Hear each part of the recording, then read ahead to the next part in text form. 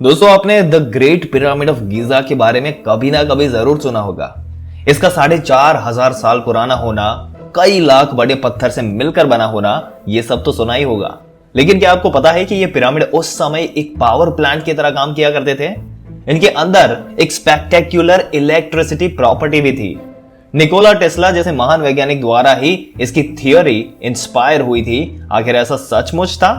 अगर हाँ, तो क्या इसका पूरा सीक्रेट क्या है और क्या इसमें किसी तरीके से एलियन का भी कनेक्शन जुड़ा है?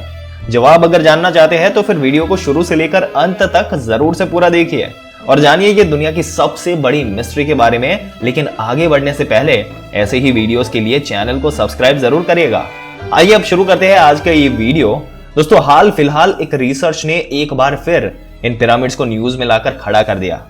जर्नल ऑफ अप्लाइड फिजिक्स की इस रिसर्च के मुताबिक पिरामिड्स के अंदर स्पेक्टेक्युलर इलेक्ट्रिसिटी या इलेक्ट्रिक प्रॉपर्टी मौजूद है, जिनके जरिए ये जमीन से एनर्जी लेते थे। रियलिटी में ये कोई टॉम्स नहीं थे, बल्कि एक तरह के एक जायंट मशीन की तरह थे, जो जमीन की मैग्नेटिक फील्ड के जरिए एनर्जी को बाहर की तरफ खींचते थे। अरबी की एक पुरानी कहावत है दोस्तों, आदमी वक्त से डरता है, वक्त पिरामिड से डरता है। ये बात वाकई में हैरान कर देने वाली है कि 4,500 साल पहले इतने ऊंचे और विशाल पिरामिड का निर्माण बिना किसी टेक्नोलॉजी के कैसे किया गया होगा। दोस्तों, हम सभी जानते हैं कि उस जमाने में ना तो मॉडर्न मशीन्स थी, ना मॉडर्न टूल्स, ना ही किसी तरह की और कोई तकनीक, ना ही किसी तरह के क्रेन या फिर बुलडोजर। इन सब से भी ज्यादा हैरानी वाली बात यह हो सकती है कि उस समय तो बिजली की सुविधा भी मौजूद नहीं थी, तो फिर इन्हें बनाया कैसे गया होगा। जानकर हैरानी होती है कि जिस दौर में इंसान लोहे जैसी धातु की भी खोज नहीं कर पाया, जिसका इस्तेमाल पत्थर काटने के लिए किया जा सकता था, उसके बिना आखिर कैसे ये मुमकिन हो पाया होगा। इन पिरामिड को बनाने के पीछे ऐसा कहा जाता है कि उस समय के राजाओं के लिए ये बनाए गए थे। ऐसा माना जाता था कि उस समय के लोग इस बात में यकीन रखते थे कि अगर इंसान की मौत हो जाती है तो उसके मरने के बाद भी उसे एक जीवन मिलता है और उसे जीने के लिए उसके पास खाने पीने का सामान होना चाहिए, और इन पिरामिड्स को बनाया गया। लेकिन इस थ्योरी ने जिस तरीके से रिसर्च को दुनिया के सामने रखा, अब उससे ये बात साफ होती हुई नजर आ रही है कि इन पिरामिड का काम इससे कहीं ज्यादा था। और इस रिसर्च का यह भी कहना है कि उस समय के लोगों को इस बात की जानकारी नहीं रही होगी, क्योंकि पिरामिड की शेप जिस तरीके से बनी हुई है उससे साफ ये बात क्लियर होती है कि इसके परफेक्टली शेप्ड एंगल साइड्स एक जायंट एंटेना की तरह ही वर्क किया करते होंगे और पीक करके इलेक्ट्रोमैग्नेटिक एनर्जी को एम्पलीफाई किया करते होंगे। इतना ही नहीं, पिरामिड के अंदर बने हुए चेंबर और शाफ्ट्स एक कॉन्ड्यूट की तरह काम करते होंगे, जो कि एनर्जी को पिरामिड के हर एक पार्ट तक पहुंचाते होंगे और हो सकता है इससे बाहर भी कहीं ट्रांसफर करते होंगे। ऐसा माना जाता है कि पिरामिड एक स्पेशल तरीके के लाइमस्टोन से बने थे, जो इलेक्ट्रिसिटी कंडक्ट करने में केपेबल था। इसी तरह से इसी के साथ साथ पिरामिड के अंदर मौजूद चेंबर्स को पानी से भरा जाता था, ताकि ये एक टाइप की हाइड्रो इलेक्ट्रिसिटी जनरेट कर सके। इस पानी को जमीन की नेचुरल इलेक्ट्रिकल फील्ड चार्ज करने का काम करती होगी और इसे एम्पलीफाइड करने का काम पिरामिड के यूनिक शेप किया करते होंगे। दोस्तों, रिसर्च इस बात का अनुमान लगाती है कि जमीन से निकली गई एक एनर्जी उसको पावर एंशिएंट सिविलाइजेशन और कुछ दूरी वाले डिस्टेंस तक वायरलेस एनर्जी की तरह पहुंचाने में काम करने में कामयाब हो सकता होगा। पर अब आता है सवाल कि आखिर इसमें महान वैज्ञानिक टेस्ला का नाम क्यों आया? उनका इसमें क्या कंट्रीब्यूशन रहा?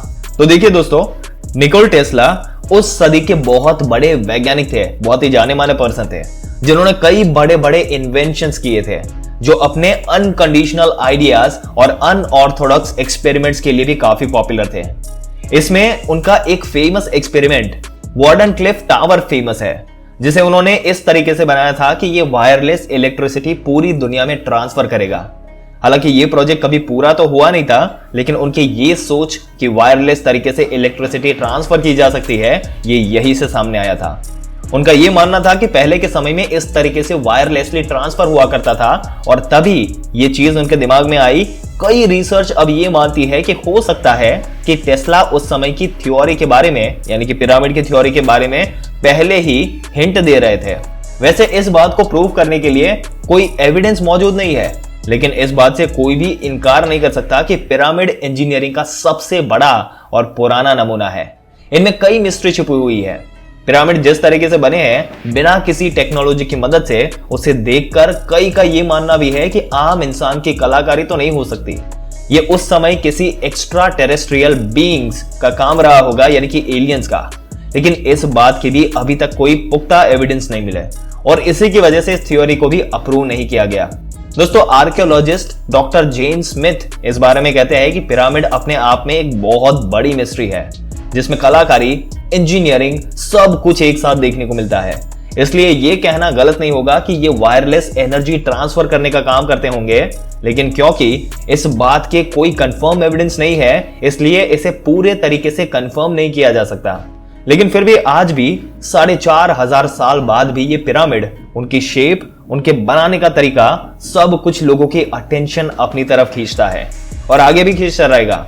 हाल फिलहाल इस नई थ्योरी पर जोर शोर से रिसर्च की जा रही है और अगर कोई भी पुख्ता एविडेंस मिलता है तो ये कंफर्म का टैग दे दिया जा सकता है। वैसे दोस्तों, आपका इसके बारे में क्या सोचना है? हमारे साथ कमेंट में लिखकर अपने व्यूज जरूर से शेयर करिएगा। हमें इंतजार रहेगा। वीडियो पसंद आया हो तो इसे लाइक और शेयर करें और जाने से पहले हमारी चैनल को सब्सक्राइब करना ना भूलें। दोस्तों, आज का ये वीडियो यही समाप्त होता है। उम्मीद करते हैं कि आपको वीडियो पसंद आया होगा। मिलते हैं एक और दिलचस्प वीडियो में एक और दिलचस्प जानकारी के साथ। तब तक के लिए इस वीडियो में अंत तक बने रहने के लिए आपका दिल से धन्यवाद।